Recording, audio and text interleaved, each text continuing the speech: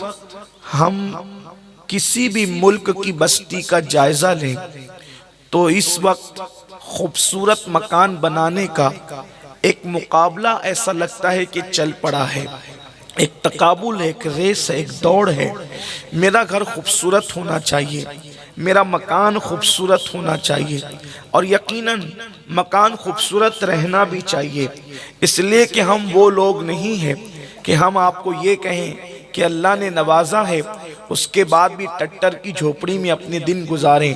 ایسا نہیں، اللہ نے نعمت دی ہے تو اس کا استعمال بھی ہونا چاہیے اور وہ نعمت نظر بھی آنا چاہیے، ناشکری نہ ہو۔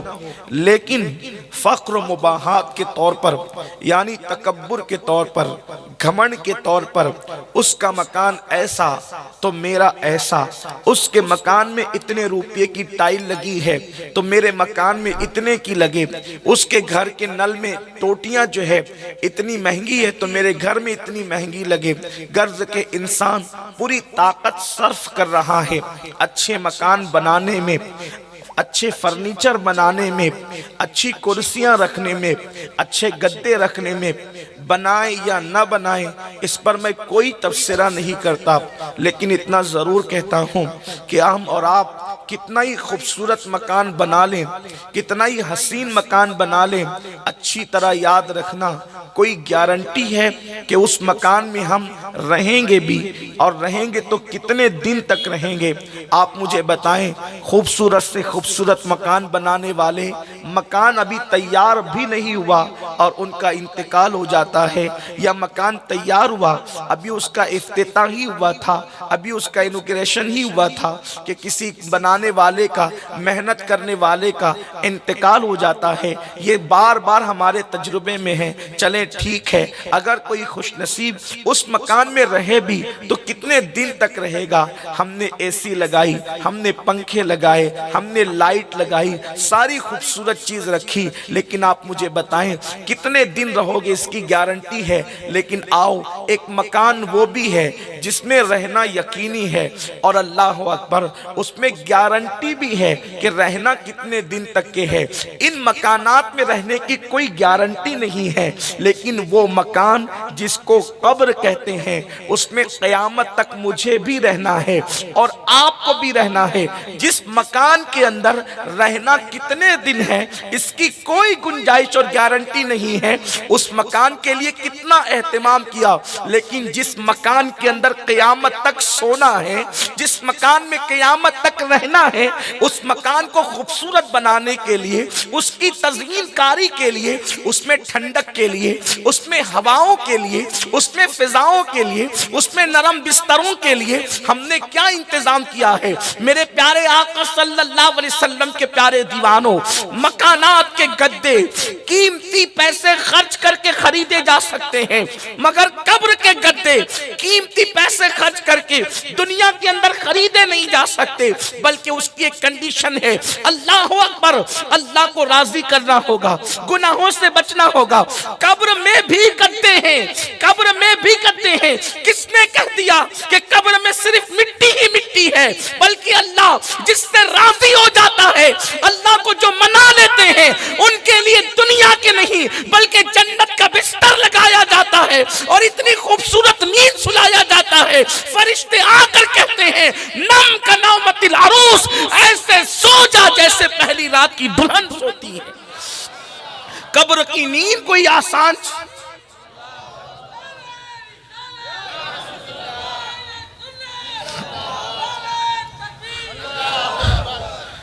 دنیا کے گدوں پہ سو تو دیر تک سونے والے کی کمر درد کرنے لگتی ہے، مگر قبر میں جو جنت کا بسترا ہے، اگر اس پر کسی خوش نصیب کو سلا دیا جائے، اگر اس پر کسی خوش نصیب کو سلا دیا جائے تو خدا کی عزت کی قسم، جب وہ سوئے گا اور قیامت کے دن اٹھے گا تو اس کو ایسا لگے گا جیسے میں رات کو سویا تھا اور صبح کو میں بیدار ہو گیا۔ سبحان اللہ، سبحان اللہ۔ یہ ہے جنت کے بستر کی برکت۔ لیکن دنیا میں ہم نے گدے تو لگائے، قبر کے لیے کیا انتظام کیا، قبر کے لیے کیا تیاری کی؟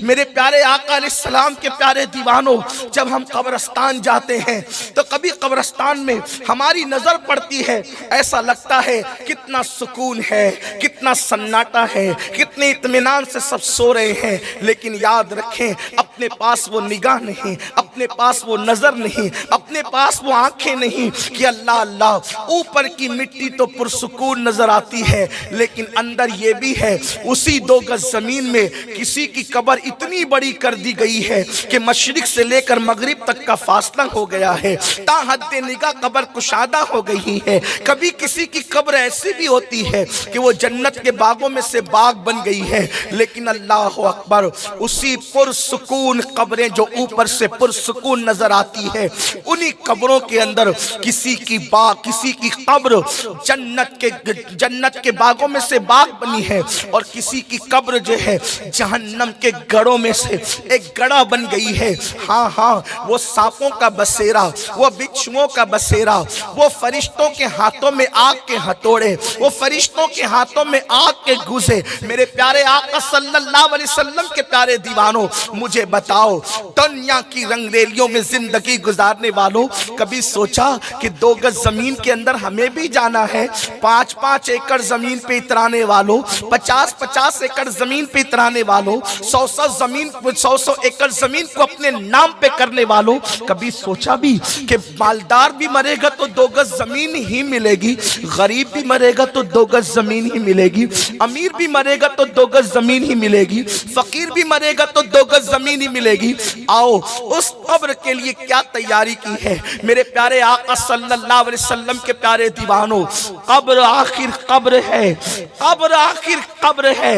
حضرت سیدنا امیر المومنین عثمان ذو النورین رضی اللہ تبارک و تعالیٰ عنہ جب بھی کسی قبر پر جاتے تو وہاں پہ کھڑے ہو کر اتنا روتے کہ ایسا لگتا کہ روتے روتے آپ کی جان نکل جائے گی۔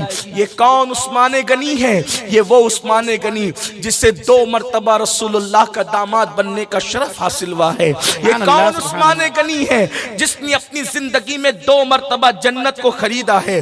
اور اللہ کے رسول نے ان عثمان غنی کے لیے کہا جنگ تبوک کے موقع پر کہ آج کے بعد عثمان کچھ بھی کرے، یہ کچھ بھی کرے میں نبی کا اختیار دیکھیں۔ اللہ کے حبیب صلی اللہ علیہ وآلہ وسلم فرماتے کچھ بھی کرے، جو جی میں آئے کرے۔ سرکار فرماتے یہ جنت ہی میں جائے گا، کچھ بھی کرے جنت ہی میں جائے گا۔ جس کو اللہ کے رسول نے یہ گارنٹی دی ہو کہ عثمان کچھ بھی کرے جنت ہی میں جائے گا، وہ عثمان غنی جب قبروں پر کھڑے ہوتے تھے تو اتنا روتے تھے ایسا لگتا تھا جیسے آپ کی جان نہ نکل جائے۔ لوگ کہتے تھے امیر المومنین آپ قیامت کا ذکر سن کر اتنا نہیں روتے جتنا آپ قبروں کو دیکھ کر کے روتے ہیں۔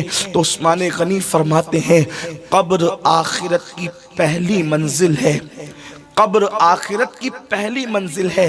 اگر انسان کا معاملہ یہاں درست رہا تو آگے کے سارے معاملات درست رہیں گے، اور انسان یہیں پر ناکام ہو گیا تو آخرت میں ناکامی ہی ناکامی کا منہ دیکھنا ہوگا۔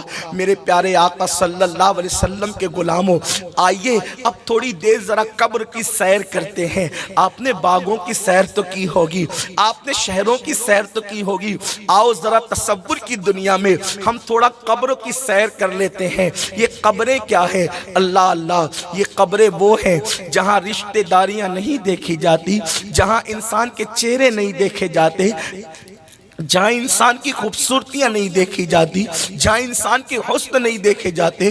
اللہ اکبر، قبر میں تو چھوٹی چھوٹی باتوں پر بھی عذاب دیا جاتا ہے۔ بے شمار ایسی قبروں کا ذکر احادیث میں ملتا ہے۔ کسی قبر پر، قبر والے پر صرف اس لیے عذاب ہو رہا تھا کہ وہ پیشاب کے چھینٹے سے نہیں بچتا تھا۔ تھوڑی توجہ کرنا، تھوڑا غور کرنا، راتوں کو زنا کے اڈوں کی طرف قدم بڑھانے سے پہلے، نرم گدوں پر لیٹ کر زنا کے مناظر دیکھنے سے پہلے، کانوں میں ایئر فون لگا کر گانے سننے سے پہلے، کسی عورت پر بد نظری کرنے سے پہلے تھوڑا تصور کر لینا آخر قبر ہے، آخر قبر ہے. انسان کتنی ہی تدبیر کر لے آخر قبر ہے. اور یہ قبر کیا ہے؟